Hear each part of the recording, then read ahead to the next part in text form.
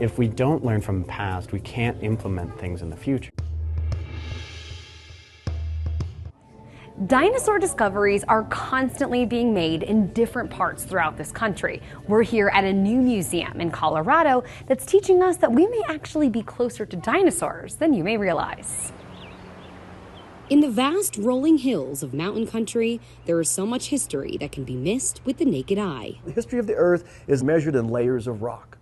Here in Colorado, we see that rock on the side of the interstate. Experts say when dinosaurs roamed these lands millions of years ago, mountains weren't here in Colorado. This land was beach. Right where we're standing would have been completely underwater in an ocean called the Inland Cretaceous Seaway. And it would have been a beautiful, relatively shallow ocean, 800 feet, compared to tens of thousands of feet in the Atlantic and Pacific. And it would have been a beautiful Caribbean-like ocean. And we know that from the fossils that we found. This new museum in Eagle, Colorado captures local prehistoric findings, connecting people to what once lived here as far back as 230 million years ago. It all kind of just came together, really. And as far as finding the fossils, it wasn't like I found one or two bones or maybe a footprint or two. I found hundreds of bones from many animals. And that green bone right there, that's this one right here. Wow.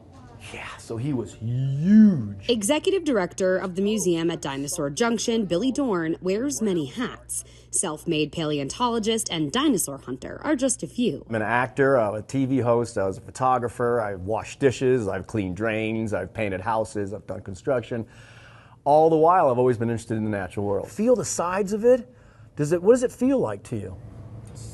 It's smooth, isn't it? Kind of like our teeth are smooth. His interest led to educating young minds, showing kids real fossils and footprints found within miles of this education center. And you know whose footprints I found right down the street from where we're standing?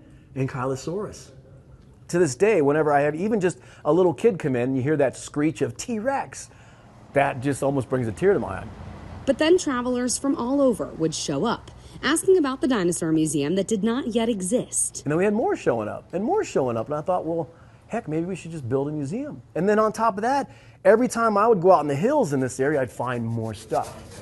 Now the museum is fully open and on display, offering guests insight into the lesser-known history of Eagle County. For starters, we have all the fossils right down the street. So it's easy to bring this stuff in here and say, hey, these lived right here, because these are what we have found right within a few miles of where we're standing. Volunteers like Chase Williams say he greets visitors from all across the country. It was interesting seeing people from out of state find such a connection with this place, considering how many animals here are from Eagle County. It's donations provided by people from coast to coast that's allowing this rare place to exist. And to date, I've found fossils from probably at least 10 different dinosaurs, some stuff about the size of a turkey to, 90,000-pound long necks like the one behind me here. On top of that, we found fossils from crocodiles, from sharks, from turtles, spanning the entire time the dinosaurs were here, which is about 170 million years of time, which is mind-blowing. That's probably about 100 million years old, somewhere around there. Small-town museums that have such an impressive history are hard to come by,